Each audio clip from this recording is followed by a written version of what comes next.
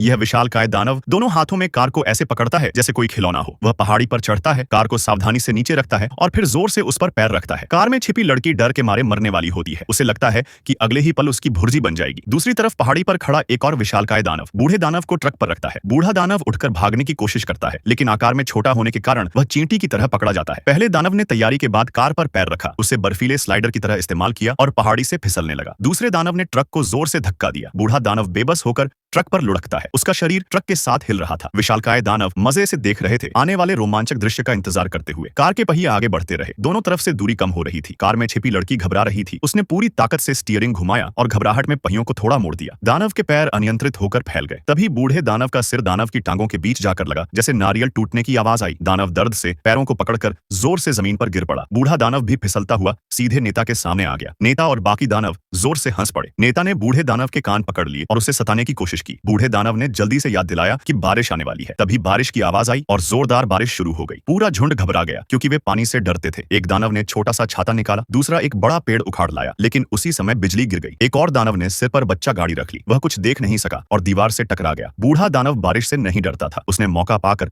लड़की को लेकर भाग निकला, लेकिन अचानक नेता को लड़की का रुमाल मिल गया। उसने इंसान की गंध सूंघी और पता चल गया कि बूढ़े दानव ने इंसान को छिपाया है। अगले दिन दानवों ने बूढ़े दानव के घर पर सब जगह खोजबीन की। उन्होंने बूढ़े दानव को इंसान सौंपने के लिए मजबूर किया। उसने इनकार कर दिया, लेकिन वे मानने वाले नहीं थे। एक झुंड ने रुमाल को सूंघा और लड़की की गंध पहचान ली। फिर वे शिकारियों की तरह बिखर गए। नेता ने अचानक लड़की की गंध महसूस की। नाजुक समय पर लड़की पानी में छिप गई। उसकी गंध मिट गई और वह कुछ देर के लिए सुरक्षित रही। फिर उसने मौका पाकर एक गुफा में छिप गई, लेकिन नेता हार मानने वाला नहीं था। वह हर जगह सूंघता रहा और लगता था उसने लड़की का ठिकाना ढूंढ लिया है। जैसे ही लड़की पकड़ी जाने वाली थी, बूढ़ा दानव कूद पड़ा। उसने मशाल उठाई और झुंड को जला डाला। फिर पानी की बाल्टी उठाई। आखिरकार सारे दानवों को बाहर खदेड़ दिया गया। लेकिन ऐसे नहीं चल सकता था। लड़की को एक विचार आया। उसने बूढ़े दानव से कहा कि वह एक भयानक सपना बनाए जिसमें बुरे दानव इंसानों को खा रहे हों। फिर उसने यह सपना रानी के कमरे में पहुंचा दिया। रानी को बुरे दानवों के अस्तित्व पर यकीन हो गया। उन्हें हराने के लिए रानी ने एक शक्तिशाली सेना भेजी। बूढ़े दानव के नेतृत्व में वे दानवों के द्वीप पर पहुंचे। ये शक्तिशाली दिखने वाले दानव असल में बहुत कमजोर निकले। उनके पास कोई ताकत नहीं थी। उन्हें एक एक करके लटका दिया गया। लेकिन दयालु रानी ने उन्हें नष्ट नहीं किया, बल्कि एक निर्जन द्वीप पर फेंक दिया। वहां का समुद्र और वातावरण सुंदर था। रानी ने उन्हें सब्जी के बीज दिए। बुरे दानव पानी से डरते थे। वे वहां केवल सब्जी खा सकते थे। अकेलेपन और तनाव के कारण अब वे इंसानों को कभी नुकसान नहीं पहुंचा